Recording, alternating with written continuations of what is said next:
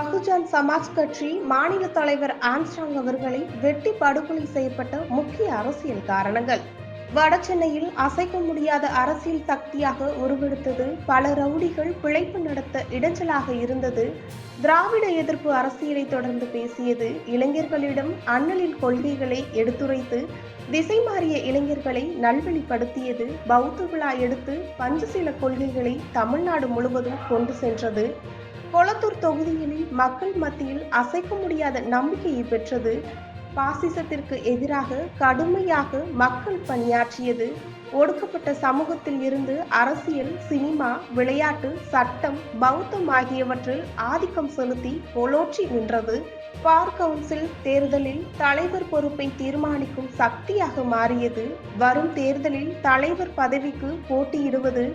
ஆயிரக்கணக்கான வழக்கறிஞர்களை உருவாக்கி சென்னை உயர்நீதிமன்றத்தில் எந்த தேர்தல் வந்தாலும் அதை தீர்மானிப்பது, அதை தன் கோட்டையாக மாற்றியது.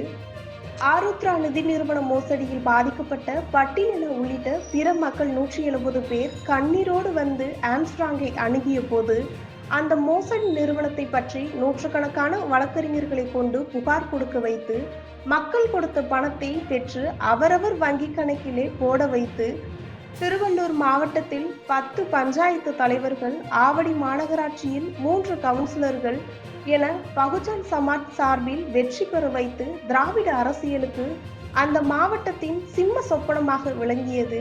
மிகப்பெரிய அரசியல் சக்தியாக தமிழ்நாட்டில் உருவெடுத்தது. எல்லாவற்றையும் விட நிலப்பிரச்சனையில் அரசியல் அதிகாரமிக்க ஆட்சியில் உள்ள கட்டுமான நிறுவனங்களோடு பிரச்சனை. இதனால் ஏற்கனவே முன்பகை உள்ளிட்ட ரவுடிகளை எல்லாம் ஒருங்கிணைத்து இந்த படுகொலை அரங்கேற்றம் செய்யப்பட்டுள்ளது. இதன் பின்னணியில் அந்த கட்டுமான நிறுவனம் இருக்கிறதோ என சந்தேகமும் தற்போது எழுந்திருக்கிறது. அவர் படுகொலை ஒரு திட்டமிட்ட அரசியல் படுகொலை. காவல்துறையும் இதில் மௌனம் காத்து வருகிறது. தனக்கு வரும் ஆபத்தை எப்போது முன்கூட்டியே கணிக்கக்கூடிய ஆம்ஸ்ட்ராங் அவர்கள் அதற்கு ஏற்றாற் போல முன்னெச்சரிக்கையாக இருப்பார். முறையான பாக்ஸர், நல்ல கராத்தை தெரிந்தவர். எத்தனை எதிரிகள் வந்தாலும் சமாளிக்கக்கூடிய தைரியமும் தன்னம்பிக்கையும் உடையவர். பின்னாடி வந்து கழுத்தில் வெட்டி, எந்திரிக்க விடாமல் காலில் வெட்டி, நிலைக்குலைய செய்து தடுக்க முற்பட்ட போது கையில் வெட்டினது கூலிப்படை. பிஸ்டல் வேற கையில் இல்லை. முதல் ஸ்கெட்சில் தப்பினால் அடுத்து நாட்டு வெடிகுண்டு போட்டு கொல்லவும் திட்டம் தீட்டியிருக்கிறார்கள். இதில் கவனிக்க வேண்டிய முக்கிய விஷயம் என்னவென்றால், சமீப காலமாக தனிமையில் இருக்க விரும்பியிருக்கிறார் ஆம்ஸ்ட்ராங். பௌத்த கொள்கையில் முழு ஈடுபாடு கொண்டவர் என்பதால் அமைதியை நோக்கி பயணிக்க விரும்பியுள்ளார். தனக்கு யார் எதிரி இருக்க போறாங்க என்ற அசால்ட்டாக இருந்திருக்கிறார். தன் கூட தொண்டர்கள் வந்து நின்றாலும் அவர்களை திட்டி குடும்பத்தை போய் பாருங்கள் என்று சொல்லி இருக்கிறார். திருமணத்திற்கு பின் குடும்பம், குழந்தையோடு நேரம் செலவழித்திருக்கிறார்.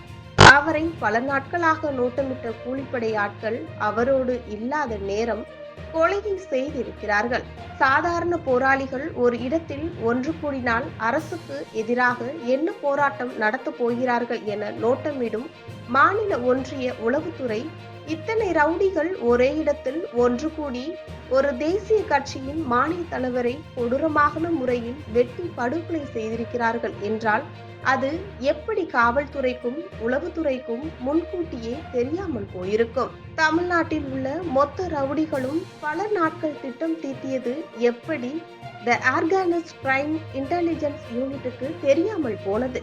பகுஜன் சமாஜ் கட்சி தேசிய தலைவர் மாயாவதி அவர்கள் அஞ்சலி செலுத்த வந்த போது இந்த படுகொலையில் திமுக அரசுக்கு சம்பந்தம் இல்லை எனில் சிபிஐயிடம் வழக்கை ஒப்படைக்கட்டும் என பேசினார். ஆனால் இங்குள்ள ஊடகங்கள் அவர் பேசிய ஹிந்தி மொழியை சரியாக புரிந்து கொள்ளாமல் சிபிஐ விசாரிக்க வேண்டும் என மாயாவதி சொல்லியதாக செய்தி போட்டார்கள். இவரின் படுகொலையில் பல அரசியல் கட்சிகள் சம்பந்தப்பட்டுள்ளனர். இதில் ஆளும் வர்க்கமும் சம்பந்தப்பட்டும் இருக்கிறதோ என்ற கேள்வியும் எழுந்துள்ளது. இதனால் உயர்நீதிமன்ற நீதிபதியை கொண்டு விசாரணை குழுவை அமைத்து விசாரித்தால் பல உண்மைகள் வெளிவரும்.